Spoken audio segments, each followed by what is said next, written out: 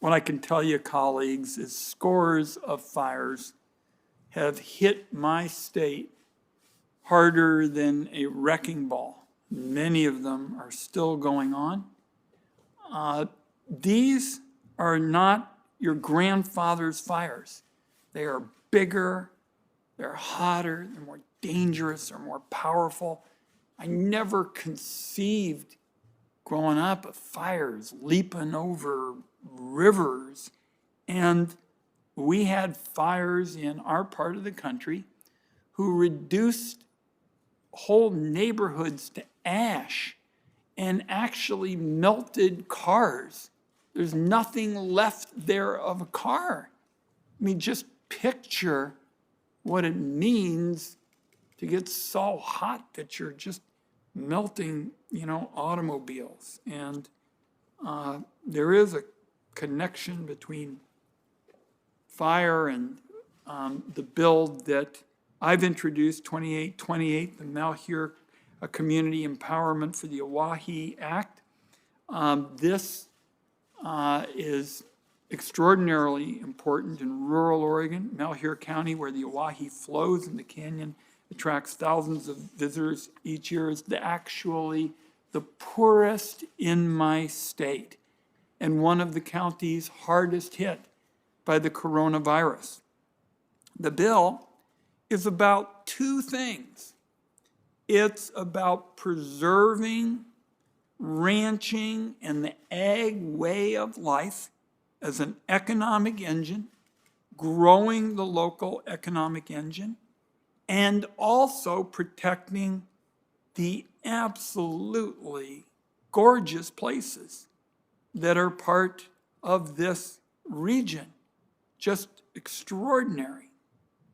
Now, I'm going to go into the bill just briefly in a moment. And I just want to come back to the relationship to the fires for just one moment.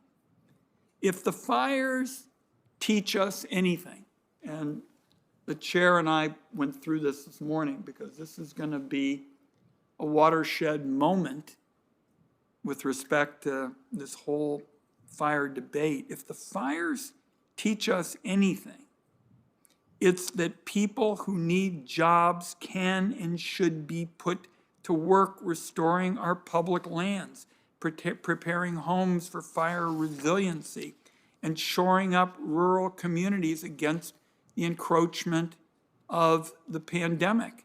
And this includes jobs for the restoration of 1 million acres of weed-infested public lands in Malheur County. And I really have appreciated the comments of my friend from Nevada over the years with respect to her public lands, because her public lands are a bit different than our public lands. But in both cases, we need to do a lot of restoration work, and we can put people to work, and we can spare ourselves catastrophes. And the only other point is the Senate, in working on these issues, has got to step up its pace. We talked about that this morning. So the Malheur bill. 2 years ago, a contingent of Malheur family ranchers came to DC, and they asked for a meeting with me, and I was a little kind of slack-jawed because I was just stunned that they were coming to meet with me and ask to work with me on a big project. I was under the impression I would be probably the last person they would come and talk to. And I asked them why they were there in the office, and they didn't really say. And finally I said, I think you've come because you believe I'm the only one, Senator Murkowski, crazy enough to get in the middle of trying to work out an agreement that has been sought for decades in this part of the world between the ranchers and environmental folks and the like. And when I said it, they all pretty much smiled and said, yup, that's why we're here. We're here because we kind of think you're the only one crazy enough to be willing to try to get in the middle of this thing and try to sort it out. And it is a fabulous area. Senator Heinrich, my great friend, knows a lot about it. And what I said when we started working on this, at that point, impossible undertaking, Senator Murkowski, you and I have been there before, is look, we're going to protect the ag way of life. We're not going to let anybody trample over the farmers and the ranchers and the ag way of life. But I also said we're not going to throw the environmental laws in the trash can. We're not going to just eviscerate the environmental laws. And everybody knew those priorities going forward. And there was widespread agreement about juniper and fire-prone weeds that were putting the lands at risk.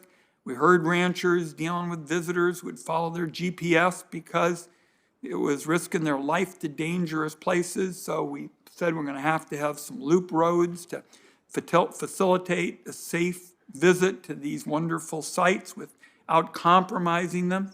And we went round and round, and we listened to scientists and educators and people who love the land and farmers, and we put pencil to paper. And the bill that we're hearing today represents the spirit of compromise. Nobody got everything they wanted, but everybody got something better than they have right now. And I would also tell my colleagues, from a historical standpoint, the Oahe isn't that far away from the area where we had the wildlife takeovers. So there's been some challenges in this part of the world, and I can't credit the Oahe community enough because they said, we're going to find some compromise. Nobody's going to get everything they wanted. The bill ensures land management can adapt to changing circumstances like climate change and drought by establishing new citizens-led communities to support transparent, real-time management of BLM lands. There's certainty for land users by setting a set of agreed-upon ranching and range improvement practices that are eligible for streamlined environmental review. The bill sets aside just over 1 million acres of land as wilderness, every acre of which was previously managed as wilderness, without the flexibility of rangeland improvements. We move away, while protecting environmental laws, from a full-blown NEPA analysis. If you're talking about moving a irrigation trough away a bit from a river. And I'll just conclude by way of saying, now there are a lot of ranchers who say, this is something I can build my future around. This is an opportunity for my kids and my grandkids to have a future in the Oahe. And a lot of environmental folks have said that